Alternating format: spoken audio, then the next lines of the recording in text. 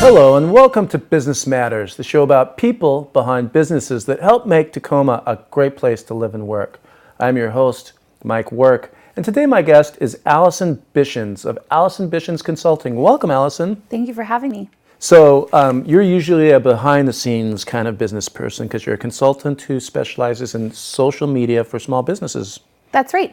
I am a small business consultant, so I help businesses grow, sometimes through mentoring and often through social media management training. So I actually bring businesses in and sit them down for 2 to 3 hours and teach them how to manage their own social media marketing. So this is really interesting because usually when I see social media consulting, these are people who want to come in and do the work for you, but that's not what you do.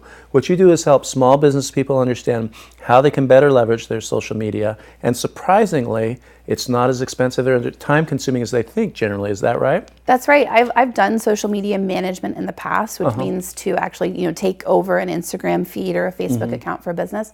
And I just really don't like it. I don't think that it serves the business. It's very expensive for them. I don't think it serves the customer because you're removing the authenticity of social media. The thing that makes social media so wonderful is that it can show an authentic side to a business that the customer might not otherwise see. And if you insert someone in there who's doing the management for them, you lose that. You lose that authenticity. And so I would rather teach a small business how to manage their own social media and how to, take photographs that resonate with customers, how to write captions that resonate with customers, how to, what kinds of things to post, rather than doing the work for them. So it's sort of like the adage of, if you give a man a fish, then he can eat for a day. But if you teach a man to fish, then they can do it for a lifetime. So that's my philosophy. With social media, you're creating a lot of fishers out there. Exactly, yeah. So the reason that it's not as effective to have a third party outside of the business's posting is because the people who are seeing the Facebook posts or the Instagram posts can tell it's not authentic. Is that right? Yeah, I'm sure that there are exceptions. I'm sure that there are social media managers out there who are just so good at it that I don't even know that it's a social media manager. Yeah. But for the most part, I can tell when someone's feed is being managed by a social media manager. Because you're out there in social media all the time. I am, yeah. And I think that what you see is great posts, with great content and great pictures, but it doesn't seem like they're having real engagement with their customers,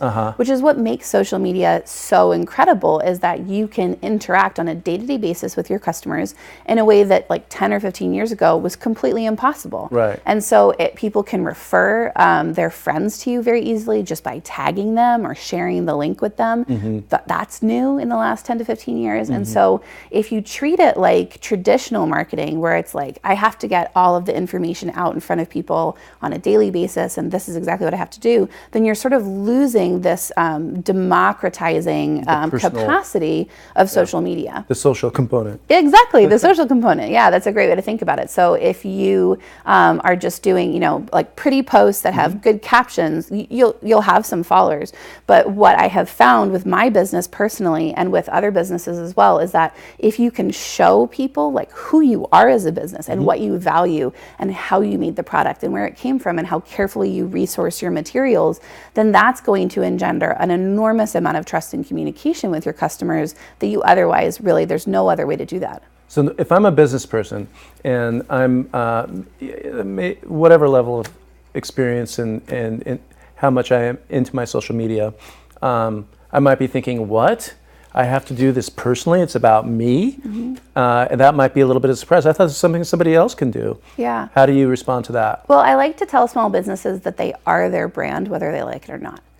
So if you have a small business, like you're a coffee shop, excuse me, and you have, let's say, 4 staff people, right? You and those staff people are your brand. Right. And so even if you want to think of your coffee shop as being, this separate thing that has its own branding, when those people are coming in and interacting with you every day, you become part of that brand. Okay. And so if you are on social media and you're just posting about the coffee shop, right? Right. Every picture is a picture of coffee art or of the space or of the art on the walls. Well, that's great. But if you don't show me more about the people that work there and why they love coffee so much and, that they got new beans in and here's what they taste like and sort of show us that personal side to the business, you're not going to lose business because you don't show that, but you will gain business if you show that. So probably what business people don't understand is things they take for granted. the passion that they brought to starting their business, and the things that contribute to the quality of what they think is their product and their service. All they need to do is talk about that, which is probably the easiest thing to do. Yeah, and I encourage people, I say don't be humble. Nobody wants to buy your mediocre product. They want to buy something that they're really excited about. And one of the ways of making them really excited about it is to teach them what went into it. So how you source the materials and why you created that product in the first place. What problem does it solve? What pain point does it hit for people? Yesterday, I was in my third graders' classroom teaching them how to write a business plan. And the very first thing that we started with was, what problem does this solve? So even if you're doing a book or a fidget spinner or a website, it has to solve a problem. And if you don't know what problem it solves, it's going to be really hard to market it. Did they figure it out? Yeah, so I was actually really impressed with the answers. I said, what problem does a fidget spinner solve? And one of the kids said stress. I was like, that's a really insightful answer. Yeah. And then one of the kids mentioned therapy and counseling. I said, well, what problem does that solve? And she said, bad relationships. I was like, that's amazing. Wow. That's really insightful for a third and a fourth grader. I thought that was really cool. So you have to know what problem it solves. So is this a problem that you've had in the past and it's solving it? Yeah. Like maybe you make like a specific kind of arch support because you couldn't find the arch support that you needed. Well, that tells the customer a lot more about your product than just saying, here is an arch support. It's what you need. So can you give me an example of a business person who was skeptical but knew they needed to improve their social media? Purchase your service, which is a 3-hour workshop, right? A one-on-one or a group, and came to realize and overcame their hesitancy to do what you're suggesting? Yeah. Well, I'd actually like to give an example of someone who went through my workbook, which is called Finding Local Customers on Social Media. Oh, and this is about local, right? Yeah. So this is about how to think about social media as a local tool. So she went through this workbook. It takes a couple of hours to work through because I have you identify, your neighborhood and information about your neighborhood or your business that might be relevant when you're looking for local customers. And then she was doing the work that goes along with it, with like hashtag research and sort of location pins. It gets really like into the details. Wow. She sent me a message that before she had even finished doing this sort of exercise that I had asked her to do, she got an inquiry from a local customer and that she is like an online coach and had never thought about actually trying to cultivate local customers because most of her business is online. So for her, it was this huge light bulb moment that like, oh, I can actually work in my local community. It doesn't have to be online. I don't have to do these services, far-flung across the globe. I can also use social media to get to know people here in my community and serve them as well. So especially on a show like Business Matters, which is about Tacoma, this is a kind of a revelation for a lot of people. It sounds like they think of social media, they think it opens up the world and I'm going to market to the region or the world. But you're saying that to be effective as a small business, you need to think of social media as a local platform to build your local business? Yeah, exactly. I think that most people think of social media as this like sudden sort of free tool that they have access to and they kind of just throw everything at the wall and see what stick.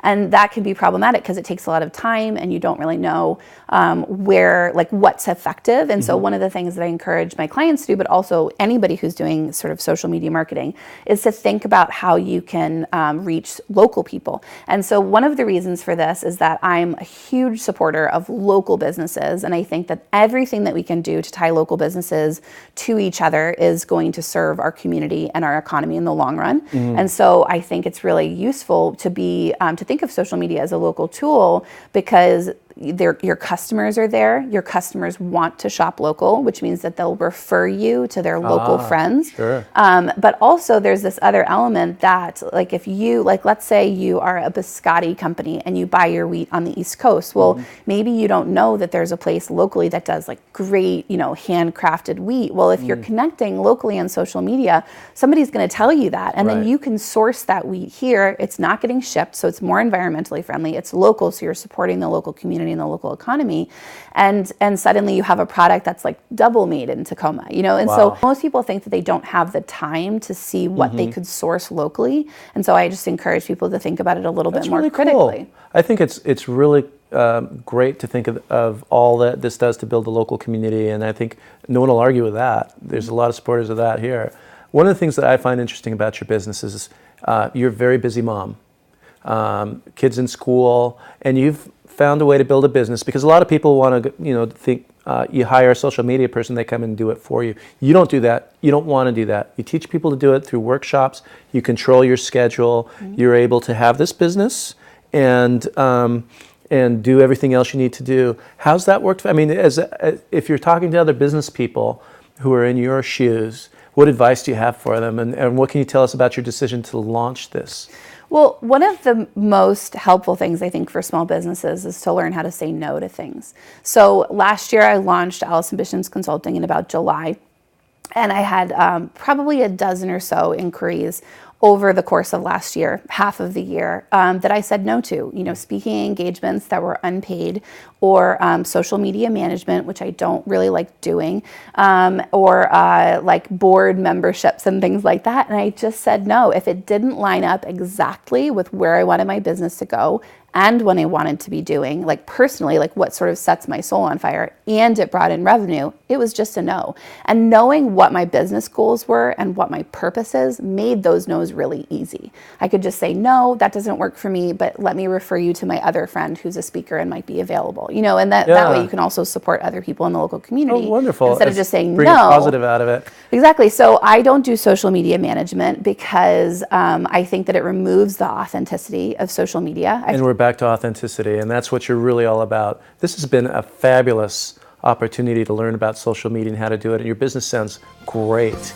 I think you're going to be fabulous, and I hope everyone out here has learned a lot and has opportunities to think about how they might tap into Allison Bishins Consulting. Thank you. Allison, it's all the time we have today. Obviously, we could go on this topic, but I appreciate you having here today. Thanks for having me.